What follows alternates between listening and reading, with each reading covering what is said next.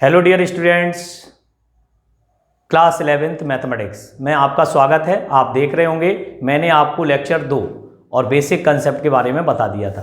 पिछली जो लेक्चर था मेरा उसमें मैंने आपको परमेय संख्याओं तक बता दिया था कि परमेय संख्याएं क्या होती हैं। The form of P upon Q is the rational number. जो संख्याएं P अपॉन Q के रूप में होती हैं जहां Q डज नॉट इक्वल 0, वे सभी संख्याएं क्या कहलाती हैं? परमेय संख्याएं कहलाती हैं। लेकिन मैंने उसमें आपको बहुत सारी बातें बताई थी। क्लास 6, 7, 8 तक हम जब पढ़ते हैं तो केवल the form of P upon Q पढ़ते हैं। क्या पढ़ते हैं? The form of P upon Q is the rational number. ये बात हमने बताई थी आपको कि छोटी क्लास में जब हम पढ़ते हैं तो यही पढ़ते हैं where Q does not equal 0। लेकिन अब हम थोड़ी सी हायर स्टैंडर्ड पे आ चुके हैं तो अब हम क्या करते हैं कि उसकी कुछ खास बातें होती हैं। और आपको खास बात बता दें, मैंने लिख रखा होगा रेशनल नंबर्स परमेय संख्याएं रिप्रेजेंटेड बाई Q। ठीक है, इससे पहले मैं एक बात और कहना चाहूंगा। लेक्चर 2 जो हमने डाला है उसमें फिर से मैं एक बार बता दूं, थोड़ी सी त्रुटि हो गई है। तो सबसे पहले मैंने लिखा था C, जो फ्लो चार्ट बनाया है उसमें C लिखा है। C मीन्स होता है कॉम्प्लेक्स नंबर, और कॉम्प्लेक्स नंबर की हिंदी होती है सम्मिश्र संख्याएं। तो वहां काल्पनिक लिख गया है, तो कृपया करके सभी लोग उसमें सुधार कर लें और उसको सम्मिश्र संख्या ही पढ़ें। सम्मिश्र संख्याएं 2 भागों में डिवाइड होती हैं। एक इमेजिनरी, जिसको हम काल्पनिक संख्याएं, वहां काल्पनिक लिख गई है, गलत हो गया है। तो इमेजिनरी नंबर को काल्पनिक कहते हैं और रियल नंबर को वास्तविक संख्याएं कहते हैं। फिर हमने आपको बहुत सारे इंटीजर्स, परमेय, अपरमेय, बहुत सारी चीजों के बारे में बताया, तो आप वो सुधार कर लेंगे। तो मैंने आपको बताया जैसे कि रेशनल नंबर जो हम परमेय संख्याएं कहते हैं रिप्रेजेंटेड बाई Q, अर्थात इसे Q से निरूपित किया जाता है। ठीक है, आफ्टर डेसिमल, इसका मतलब यह है कि किसी का भी P अपॉन Q हम जब निकालते हैं तो कभी कभी तो पूरा पूरा कट जाता है और कभी कभी क्या होता है कि वो पूरा ना कट के दशमलव के बाद में कुछ संख्याएं आना स्टार्ट हो जाती हैं। तो हमारी जो बात है, जैसे हमने पढ़ा सभी नेचुरल नंबर्स, जितने भी नेचुरल नंबर होते हैं 1 से स्टार्ट होते हैं और अनंत तक जाते हैं, वे सभी कैसे होते हैं? रेशनल नंबर होते हैं कि नहीं? देखो 1 अपॉन 1, 2 अपॉन 1, सबके अपॉन में 1 कर दो, सबके अपॉन में 1 कर दो, that these are rational number, अर्थात परमेय संख्याएं कहलाती हैं। ठीक है, तो अब हम बात करेंगे दशमलव के बाद। हमने लिखा आफ्टर डेसिमल। अगर ऐसा होता है तो हमने वो चीज पिछले अध्यायों में नहीं पढ़ी है। 10वीं तक आपने क्या सीखा मुझे नहीं पता है, मैं आपको बताने वाला हूं। यदि आने वाले डिजिट अंक समाप्त हो जाए, यदि आने वाले डिजिट क्या हो, अंक जो है दशमलव के बाद आने वाले डिजिट या अंक, इसको हम क्या कहते हैं हिंदी में? अंक क्या हो जाए? समाप्त हो जाए। समाप्त की अंग्रेजी होती है टर्मिनेट, टर्मिनेट हो जाए, तो हम कह सकते हैं कि this is the rational number. या पुनरावृत्ति, रिपीटिंग हो जाए, रिपीट हो जाए, या तो वो टर्मिनेट हो जाए या वो रिपीट हो जाए, तो हम कह सकते हैं, क्या कह सकते हैं कि वो निश्चित रूप से रेशनल नंबर होंगे। तब दी गई संख्याएं परमेय संख्याएं होती हैं। क्या होती हैं? परमेय संख्याएं कहलाती हैं या होती हैं। तो परमेय संख्या के बारे में मैं आपको बहुत कुछ बताना चाहता हूं। तो 2.4357, ये देखो टर्मिनेट हो गई। बताइए 7 के बाद में कोई अंक आ रहा है? नहीं आ रहा है, तो दैट इज रेशनल नंबर। ये कैसा नंबर हो गया? रेशनल, ये रेशनल हो गया। 2.4357 अगर वो क्या हुआ? रिपीट हो गया। 4357 के बाद क्या आ गया? 4357 आ गया। दिस इज रेशनल नंबर, परमेय संख्या कहलाएगी। 5.0 अर्थात इसका मतलब क्या हुआ? 000 दशमलव के बाद 0 आ रहे हैं तो 5 पे ही समाप्त हो गया। इसका मतलब कैसी संख्या है? परमेय संख्या है। कैसी संख्या है? परमेय संख्या कहलाती है। तो आज के बाद अब आप भूलेंगे नहीं, किसी भी तरह से आप भूलना मत कि परमेय संख्याएं क्या होती हैं, जो या तो रिपीट करती हैं या टर्मिनेट होती हैं या पूरी पूरी कट जाती हैं, वही केवल क्या होंगी? कट जाने का मतलब ये नहीं है, जैसे हमने लिखा 3 और 3 अपॉन 1 कर दो तो दिस इज रेशनल नंबर। क्या होगा? Rational number. लेकिन अगर हमने लिख दिया 3 अपॉन 5, 0.6, देखो ध्यान से, ये पूरा पूरा हो गया रिपीट। देखिए 5 30 और 5 6 या 30, तो ये कैसा हो गया? रेशनल नंबर होगा। क्यों? क्योंकि 6 के बाद में कुछ भी नहीं आएगा। इसका मतलब क्या हुआ? ये रिपीट नहीं हो रहा, मतलब कहने का मतलब समाप्त हो गया, टर्मिनेट हो गया, या तो रिपीटिंग हो या टर्मिनेट हो। जैसे हमने एक उदाहरण हम आपको और लेते हैं, जैसे सपोज दैट मैं एक उदाहरण ले लेता हूं यहीं पे, आप छोटा सा एक उदाहरण मैं यहाँ पे बताता हूँ आपको, देखें अपने पास जगह है कैसे। जैसे मैंने यहाँ पे लिख दिया 0.6666 और ये आ रहा है, तो ये क्या होगा, दिस इज रेशनल नंबर। कैसा नंबर होगा, रेशनल नंबर। निश्चित तौर पर ये रेशनल नंबर होगा। तो हम कह सकते हैं कि दिस इज रेशनल नंबर, क्योंकि ये रिपीट कर रहा है 6 6 6 6 और कब तक करता रहेगा पता नहीं, अनंत तक करता रहेगा, इसलिए हम इसको रेशनल नंबर कहेंगे। मैंने लिखा है या तो वो रिपीट करे या फिर टर्मिनेट हो जाए तो वो रेशनल नंबर होगा। किसी को कोई डाउट? अब मेरे हिसाब से कोई डाउट नहीं होगा। अब हम बात करेंगे बेटा अपरिमेय संख्याओं की। किसकी बात करेंगे? अपरिमेय, इर्रेशनल नंबर। इर्रेशनल नंबर, तो इर्रेशनल नंबर क्या होता है? अपरिमेय संख्याओं को क्यू डैश से, किससे? उसको क्यू से और इसको क्यू डैश से निरूपित करते हैं। यदि दशमलव के बाद पी अपॉन क्यू, जो पी अपॉन क्यू होता है भाग देने पर, वही चीज का अंक NRNT, NRNT का मतलब समझ लें नॉन रिपीटिंग नॉन टर्मिनेटिंग, दोनों का अर्थ बता चुका हूं। नॉन रिपीटिंग, ना तो पुनरावृत्ति हो रही हो और ना ही समाप्त हो रहे हो। क्या हो रहा हो? हर एक अंक के बाद एक नया अंक आ रहा हो, तो हम कहते हैं कि ये सभी क्या होते हैं कि ये अपरिमेय संख्याएं होती हैं। तब यह संख्याएं अपरिमेय संख्याएं कहलाती हैं। तब यह संख्याएं अपरिमेय संख्याएं कहलाती हैं। बहुत ही पॉपुलर एग्जाम्पल हैं इसके पाई और ई, नेपियर ने दिए थे, अर्थात नेपियर के अनुसार पाई और ई।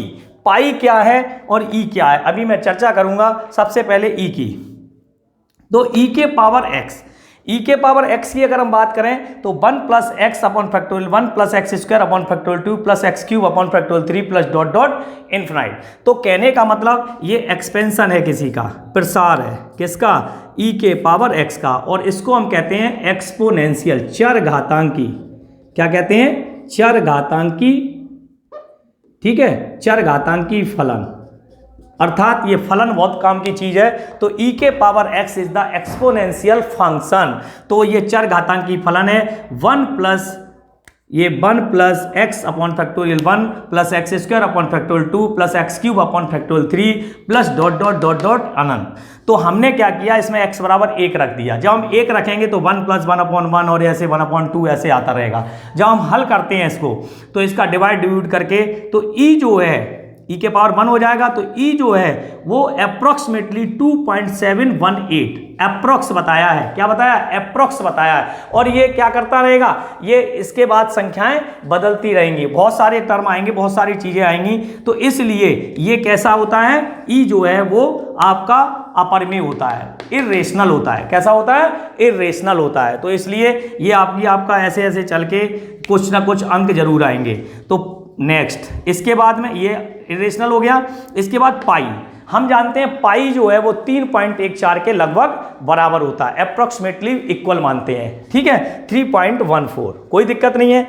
और लेकिन पाई जो है वो अभी आप इतना जान लें, ज़्यादा डीपली अंदर जाने की जरूरत नहीं है। हम पाई का मान 22/7 तो रखते हैं, आपने देखा होगा सब में 22/7 देता है, लेकिन 22/7 हम ये नहीं कह सकते कि 22/7 क्या है, अपरिमेय है, इर्रेशनल है। 22/7 यदि हम देखें तो हमारी सही, अगर सही मायने में बात करें तो ये रेशनल नंबर होना चाहिए। लेकिन पाई जो है वो डज नॉट इक्वल, हमने लिखा 22/7, इसीलिए मैंने कहा पाई जो है वो रेशनल नंबर है, सॉरी पाई जो है वो इर्रेशनल नंबर है 22/7 जो है। क्योंकि ये क्या करते हैं, जब वो क्या नाम वो अरे गणितज्ञ थे, एक नाम ध्यान नहीं आ रहा उनका, अरे यही अपने, चलो ध्यान नहीं आ रहा फिर बता देंगे नाम किसी से। तो वो गणितज्ञ ने क्या किया, अपने घर के कोने से डिवाइड करना शुरू किया, घर के एक कमरे से शुरू किया और करते करते करते करते कमरे के बाहर और घर के बाहर निकल गए। चौक से लिखते लिखते पूरा दिन निकल गया और वो खत्म ही नहीं हुआ। 22/7 में भाग देते देते 22/7 में भाग देते देते इतना लंबा चला गया कि उसका पता ही नहीं लगा। 22/7 की वैल्यू भी होती है, मैं आपको बता दे रहा हूँ। 22/7 3.142857 मैंने बताई थी, 3.142857 और ये डॉट डॉट डॉट डॉट चलता है। तो ये जो 22/7 है, 22/7 में ना तो ये समाप्त होता है, ना तो ये टर्मिनेटिंग होता है और ना ही रिपीट करता है। ये वर्ड क्या होते हैं, रिपीट नहीं करते। तो जो गणतज्ञ थे उन्होंने देखा, करते करते करते करते परेशान हो गए, घर के एक कोने से शुरू किया और घर के दरवाजे के बाहर निकल गए, तो उन्होंने 22/7 की बहुत बड़ी कहानी है। तो इसलिए आप ये मान लें केवल कि पाई जो है वो 22/7 के equal next to each other होता है, अर्थात पाई के जस्ट बाद और पाई के जस्ट पहले आता है। अर्थात हम ये कह सकते हैं 22/7 रेशनल है और पाई जो है वो इरेशनल है, ठीक है ना। अब हम बात करेंगे बच्चों किसकी, रियल नंबर्स की। ये तो हो गई परमेय अपरमेय की, ठीक है ना। हमने बहुत सारे एग्जाम्पल्स आपको लिखे हुए हैं, कुछ भी ऐसे एग्जाम्पल्स ले लो जो वहां पे रिपीट नहीं कर रहे हैं और नॉन टर्मिनेटिंग हैं, वो सभी आपके क्या होंगे, अपरमेय संख्याएं कहलाएंगी निश्चित रूप से। अब हम बात करेंगे रियल नंबर्स की। रियल नंबर्स अपने आप में बहुत बड़ा ग्रुप है, ठीक है। सबका माँ बाप कौन, कॉम्प्लेक्स नंबर। सबका पिताजी कौन, कॉम्प्लेक्स नंबर। सबसे बड़ा क्षेत्र कौन, सबसे बड़ा समुच्चय कौन, कॉम्प्लेक्स नंबर। तो वो तो कॉम्प्लेक्स नंबर है, लेकिन उससे अगर छोटे की बात करें तो मेरे हिसाब से रियल नंबर्स ही होना चाहिए। क्यों, क्योंकि real numbers represented by capital R, इसको हम कैपिटल आर से रिप्रेजेंट करते हैं, इसलिए इसमें हम आपको बहुत सारी चीजें बताने वाले हैं। तो यहां पर आप देखिए नंबर 2 हमने लिखा सभी संख्याएं, जो संख्या रेखा पर आती हैं एक्स अक्ष पर होती हैं, एक्स अक्ष पर होती हैं, वास्तविक संख्याएं कहलाती हैं। क्या कहलाती हैं, वास्तविक संख्याएं, अर्थात रियल नंबर्स कहलाते हैं। बच्चों हम बात करेंगे, बड़े गौर से समझना, यहां मैंने लिख रखा है -इनफिनिट टू इनफिनिट, ठीक है। -इनफिनिट टू इनफिनिट की अगर हम बात करें तो ध्यान से देखेंगे, थोड़ा सा और हम बताएंगे यहां पर करके आपको, थोड़ा सा एक चीज और बताना चाहते हैं हम, वो भी आप समझेंगे नंबर लाइन पर। तो दिस इज द, इस लाइन पर आने वाली सभी संख्याएं, इस लाइन पर आने वाली सभी संख्याएं कैसी होती हैं, सदैव रियल नंबर्स ही होते हैं। चाहे वो परमेय हो, चाहे वो अपरमेय हो, कुछ भी हो, वो सभी रियल नंबर्स होंगे। जैसे मान चलो उन्होंने कहा 1, यस 2, सॉरी -1, उन्होंने कहा सर 1, उन्होंने कहा 3, 5, 7, है ना, -3, -5 और ये आ गया -7, सपोज दैट, ये हमने लिख दिए। बहुत सारे नंबर्स आएंगे, हमने तो अभी यही लिखे, लेकिन उन्होंने किसी बच्चे ने कहा कि सर √2 कैसे आएगा, √2, तो √2 कहाँ आएगा, √2 की वैल्यू कितनी होती है, √2, तो √2 की वैल्यू कितनी होती है, सबको पता होनी चाहिए, √2 की वैल्यू 1.414 होती है। कितनी होती है, √2 की वैल्यू होती है 1.41, और √3 की वैल्यू कितनी होती है 1.732। तो √1.414, तो लगभग में √1.4 तो यहीं आ जाएगा लगभग में, ये आ गया √2, इसी लाइन पे आएगा। और इधर की बात करें तो -1 की, तो कहाँ पे आ जाएगा, -√2, तो यहाँ पे -√2 आ जाएगा। अगर हम बात करें तो कहने का मतलब ये है ना, √2 भी आ गया। √3 क्या आएगा 1.732, यहाँ कहीं √3 आ जाएगा, देखो ध्यान से, यहाँ कहीं √3 आ जाएगा। पाई, अभी हमने पाई की बात करी, तो पाई का मान कितना होता है 3.14, तो पाई कहाँ आ जाएगा 3.14 का लगभग में ये आ गया, ये पाई आ गया, तो 3.14 का लगभग यहाँ पर भी आ गया, तो माइनस पाई आ गया। बोलो, देखते चलो, ये पाई हो गया, ये माइनस पाई हो गया। उन्होंने कहा नहीं साहब ई दिखाओ, ई बिल्कुल 2.718 लगभग में कहाँ पे आएगा 718, लगभग यहाँ आएगा, ये ई हो गया, तो 2.718 लगभग में यहाँ पे आएगा, तो ये -ई हो गया। बोलो भाई, ये -ई हो गया। तो कहने का मतलब है सब चीज आ रही है, √2 भी अच्छा सर √2 भी आता है, √3 भी आता है, पाई भी आता है, ई भी आता है, इसका मतलब तो सर सब कुछ आ रहा है। 0.32 कहाँ आएगा, 0.32 यहाँ आएगा, बिल्कुल आएगा 0.32। तो कहने का तात्पर्य है सर यहाँ तो दशमलव वाले, रूट वाले, सब तरह की चीजें आ रही हैं, तो this is the number line of R, अर्थात इसको हम वास्तविक संख्याओं के नाम से जानते हैं। अर्थात हम ये कह सकते हैं इसमें, इस लाइन पर आने वाले सभी Q और Q डैश सभी परमेय और सभी अपरमेय संख्याएं मिल करके क्या बनाती हैं, this is the real numbers. ये होते हैं रियल नंबर्स, और रियल नंबर्स को हम कहते हैं Q यूनियन Q डैश, मिलाने पर, जोड़ने पर नहीं, मिलाने पर। Q में जो परमेय संख्या है ये क्या हो गई, परमेय, और ये क्या हो गई, अपरमेय, दोनों मिलकर क्या बना दी, वास्तविक। क्या बना दिया, वास्तविक, रियल। क्या बना दिया, रियल। अर्थात Q का यूनियन जब क्यू डैश से लेते हैं, मिला देने पर दोनों की संख्याओं को, तो इस पर तो परमेय भी आ रही हैं, अपरमेय भी आ रही हैं, अभाज्य भी आ रही हैं, सब संख्याएं आ रही हैं। तो इसका मतलब क्यू यूनियन क्यू और क्यू को मिलाने पर, क्यू और क्यू डैश को मिलाने पर क्या बनता है? रियल नंबर्स, अर्थात नंबर लाइन पर आने वाले सभी अंक रियल नंबर्स कहलाते हैं। हम इससे बड़ी हिंदी नहीं बता सकते, आपको सारी चीजें मैंने लिख दी हैं, क्यू यूनियन क्यू डैश बराबर आर। ठीक है, अब हम बात करते हैं कि सर ये सब चीजें क्या हैं, ये भी हम बता देंगे। सबसे पहले हम आपको बता दें आर जो होता है, आर जो समुच्चय होता है, आर का समुच्चय माइनस अनंत से प्लस अनंत तक होता है। किसमें? अभी इसकी भी वैल्यू आएगी, ये ओपन इंटरवल है। कैसा है? ओपन। क्या होता है? सेट में ही आपको पढ़ाने को मिलेगा, सब कुछ पढ़ाऊंगा, परेशान ना हो, बस धैर्य से देखें। आर प्लस, तो सर आर प्लस क्या होगा? आर प्लस जो होता है वो 0 से अनंत, ये देखिए ये 0 है अपना, यहां से लेकर के और यहां तक जब हम चलते हैं तो 0 से अनंत, और इधर से जब चलते हैं तो माइनस अनंत से 0।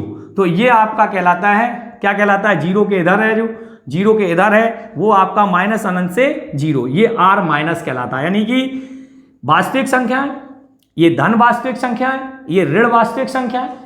ठीक है, और आर नोट क्या होता है? आर नोट अलग होता है जिसमें 0 शामिल ना हो, अर्थात हम कहते हैं उसको आर नोट के नाम से जानते हैं, R nought R minus 0। I nought क्या होता है? आई माइनस 0 होता है। ठीक है ना, तो ये हमने इंपॉर्टेंट पॉइंट लिख दिए हैं, ये आपके समुच्चय होते हैं, और समुच्चय ही चैप्टर हम शुरू करेंगे कल से, जहां तक अगला लेक्चर अपना समुच्चय का ही होगा, परेशान होने की जरूरत नहीं है, थोड़ा सा और बताएंगे एक लेक्चर में। अब आता है कि सर अंडर रूट के अंदर अगर हम संख्याएं लिख दें, अभाज्य संख्याएं, तो प्राइम नंबर जो भी होते हैं वो इरेशनल बन जाते हैं। क्या बन जाते हैं? इरेशनल, अपरिमेय। अगर अंडर रूट के अंदर हम अभाज्य संख्याएं लिख दें, प्राइम नंबर से लिख दें, क्या लिख दें? Prime number. तो देखो √2 कैसा नंबर है? Prime. 3 prime, 5 prime, 7 prime, 11 prime, 13 prime, 17 prime, 19 prime, 23 prime, है ना, 29 प्राइम, 31 प्राइम। तो ये सब क्या हो जाएंगे? ये सभी कैसे नंबर्स होंगे? अभाज्य संख्या। अगर रूट के अंदर लिख दें तो that is the irrational number, अर्थात ये क्यू डैश बन जाएंगे। क्या बन जाएंगे? Q dash. इसकी खासियत क्या होती है?